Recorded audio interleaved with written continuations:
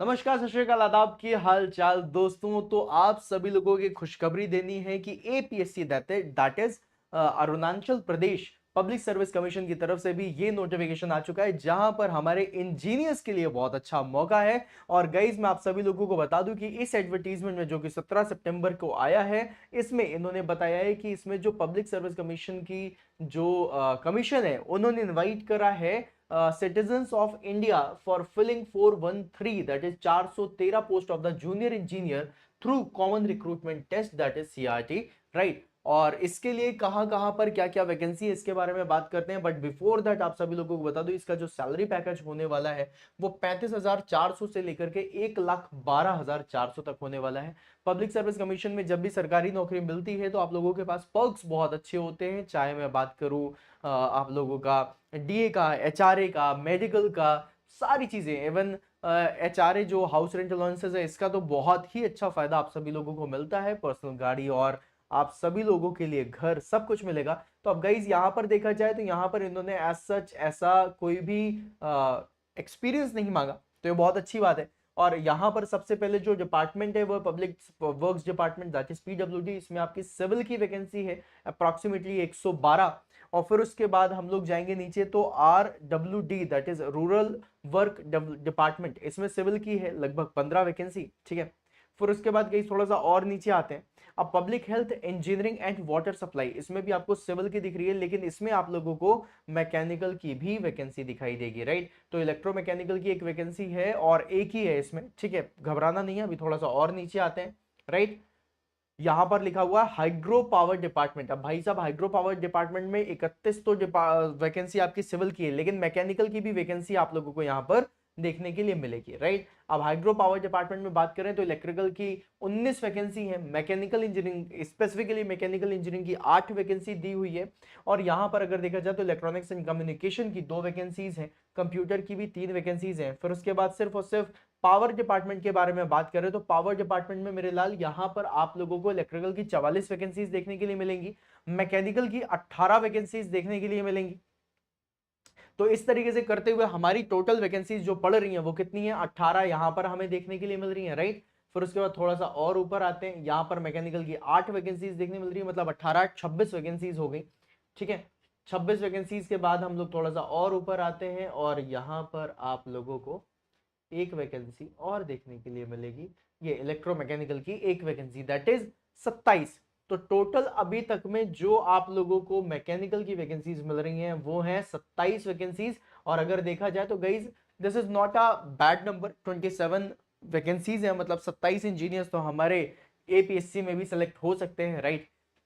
तो इसको इस तरीके से लेकर के मत जाना। और यहां पर आप सभी लोगों को बता दूं कि इसकी फॉर्म फीस बहुत कम होगी, बिकॉज पब्लिक सर्विस कमीशन है। और इसका जो एग्जामिनेशन होने वाला है वो भी बहुत सिंपल सा एग्जाम होगा। तो थोड़ा सा देख लेते हैं हम फॉर्म फिल कहां से करेंगे, कैसे करेंगे, किस तरीके का एग्जाम होगा। एग्जाम डेट भी इन्होंने बता दिया है, दैट इज 11 जनवरी 2026, राइट। जनवरी 2026 में एग्जाम होने वाला है। एग्जाम में क्या क्या पूछा जाएगा इसके बारे में भी बता दिया है। तो आइए सबसे पहले हम लोग वो देखते हैं।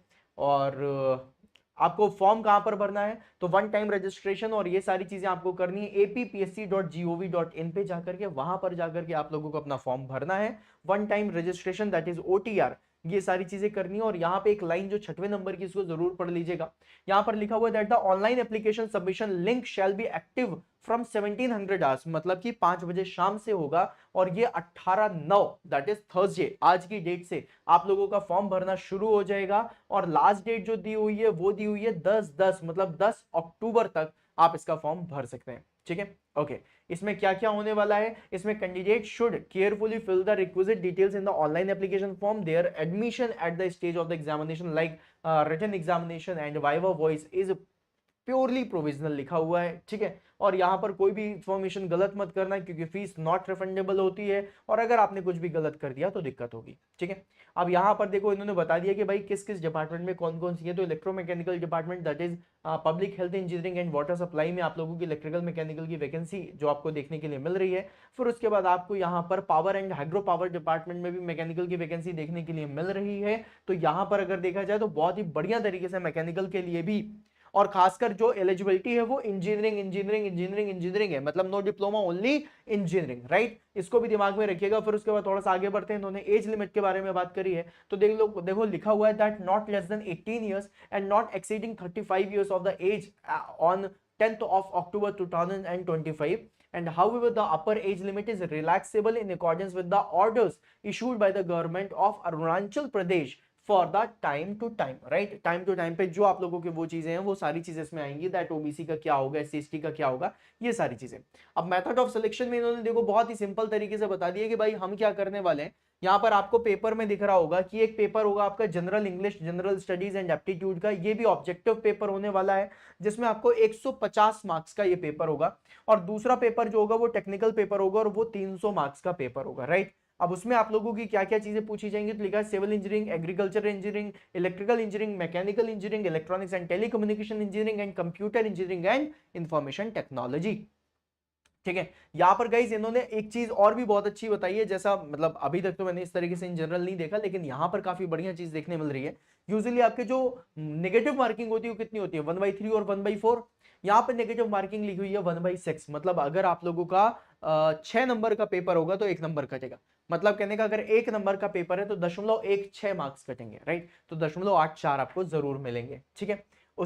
उसके बाद हम लोग थोड़ा सा और आगे बढ़ते हैं। अब यहाँ पे जो लिखा हुआ है इन्होंने बहुत ही इजी तरीके से बता दिया that the number of candidate should be invited for the interview, और जिसे हम वाइवा वॉइस बोलते हैं, उसके लिए 3 टाइम्स का सिलेक्शन होगा। जैसे कि फॉर एग्जांपल अगर मैं देखूं तो लगभग 27-28 वैकेंसीज जो हमें दिख रही हैं, तो अप्रोक्सीमेटली जो सिलेक्शन होगा वो 90 स्टूडेंट्स के करीबन का सिलेक्शन यहाँ पर होगा, जिनका इंटरव्यू होगा और उनमें से हम लोग सेलेक्ट करेंगे, ठीक है। ये इन्होंने बता दिया है।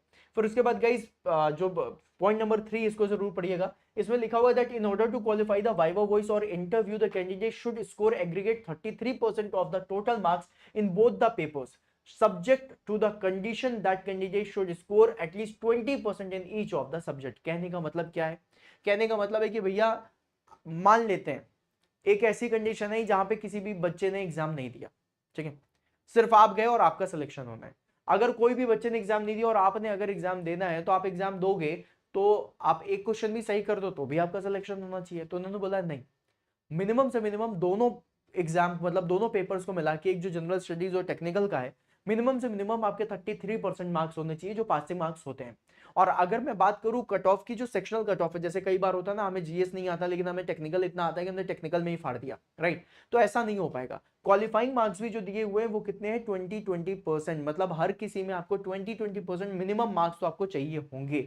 आप ऐसा नहीं कर सकते कि एक में आपने 95% मार्क्स मार दिया और दूसरे में आपके 5% है और उसी से आपका रिजल्ट बन जाएगा, नहीं, ऐसा नहीं होगा। तो इस चीज को याद रखिएगा, ठीक है।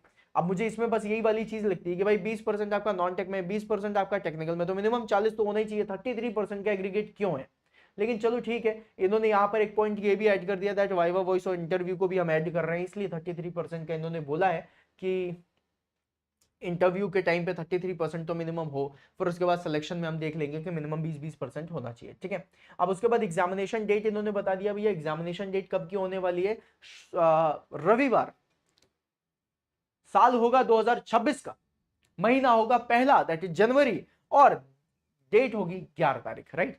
तो 11 जनवरी 2026 को रविवार को आपका एग्जामिनेशन होने वाला है। कहां कहां पर हो सकता है, तो ईटानगर में हो सकता है, या फिर नहर लगन में हो सकता है, निर्जूली जिसे बोलते हैं या फिर दोईमुख बोलते हैं वहां पर होगा, या फिर पासीघाट में होगा, या नामसाई पे होगा, या फिर जीरो पे होगा। तो ये 5 सेंटर्स हैं जहां पर आप लोगों को एग्जाम देने जाना है। और फिर उसके बाद इन्होंने एडिशनल इंफॉर्मेशन में बताया कि किस तरीके से आपको ब्लैक इंक पेन का यूज करना है अपने साइन के लिए, व्हाइट पेपर पे साइन करना, जिसका साइज 40-50 केबी होना चाहिए। आपकी जो रिसेंट फोटोग्राफ है उसका साइज जो होना चाहिए वो 40-100 केबीपीएस का होना चाहिए, केबी का होना चाहिए। फिर अपनी जितनी भी डिग्रीज हैं, जितनी भी चीजें हैं फ्रॉम द फर्स्ट ईयर से लेकर के फाइनल ईयर तक की सारी आप लोगों को चाहिए होंगी डॉक्यूमेंट लगाने के लिए। सेल्फ अटेस्टेड फोटोकॉपी होनी चाहिए किसकी, मैट्रिकुलेशन सर्टिफिकेट दैट इज 10वीं की। फिर उसके बाद आपका 12वीं की खैर जरूरत पड़ती नहीं, 10वीं में ही आपकी सारी चीजें हो जाती हैं, ठीक है। तो वो सारी चीजें आप लोग यूज कर सकते हैं। फिर उसके बाद इन्होंने बताया है कि इनका फीस का स्ट्रक्चर क्या होगा, ठीक है। तो मैं फीस के बारे में भी बता देता हूं। यहां पर गाइस फीस में लिखा है that APST candidate, right, Arunachal Pradesh ST candidates are required to pay fee of 150 rupees, right? And for the APST candidates and other candidates के लिए 200 rupees only for the other candidate through online mode, right? अगर online mode में करते हैं तो आप लोगों को देखना पड़ेगा जो आखिरी डेट है वो कब है, 10 अक्टूबर की है। तो गाइज ये भी एक अच्छी अपॉर्चुनिटी है, जनवरी में एग्जाम होना है, मतलब अगर देखा जाए अभी चल रहा है सितंबर, अक्टूबर, नवंबर और दिसंबर, पूरे पूरे 4 महीने आपको मिल जाएंगे। चलो 3.5 महीने तो कहीं नहीं गए, राइट? तो 3.5 महीने एक बढ़िया टाइम होता है जहां पर आप तैयारी कर सकते हैं बहुत शानदार लेवल पे, और बहुत शानदार तैयारी करके आप सिलेक्शन भी ले सकते हैं। तो इसका ध्यान रखिएगा। और जितने भी स्टूडेंट्स हैं आप सभी लोगों को बोलूंगा फॉर्म जरूर भरना। अगर आप एपी से बिलोंग करते हैं, दैट इज अरुणाचल प्रदेश से बिलोंग करते हैं, तो इसका फॉर्म जरूर भरिएगा, क्योंकि फॉर्म सस्ता है और एग्जाम देने जरूर जाइएगा। क्या पता आपकी किस्मत आपके साथ हो और आपका सिलेक्शन आपकी मेहनत के साथ हो जाए, ठीक है? तो all the very best. And अगर सेशन अच्छा लगा हो तो लाइक जरूर करना, चैनल को सब्सक्राइब कर लो, और हमारा एप्लीकेशन है that is exam on education application, जिसकी लिंक डिस्क्रिप्शन में भी है, तो आप उसको भी डाउनलोड कर सकते हैं। वहां पे भी आपको फ्री क्विजेस देने के लिए मिलेंगे, जिससे आपकी टेक्निकल अच्छी होगी, और बहुत सारा फ्री मटेरियल भी पड़ा हुआ है, तो आप उसको भी डाउनलोड कर सकते हैं। और कोई भी अगर इश्यू आता है आपके फॉर्म भरने में, या फिर कोई भी डाउट है या कुछ भी है, तो आप मुझे कमेंट बॉक्स में जरूर बताइएगा। मिलते हैं फिर अपन नेक्स्ट सेशन में, तब तक के लिए बाय बाय।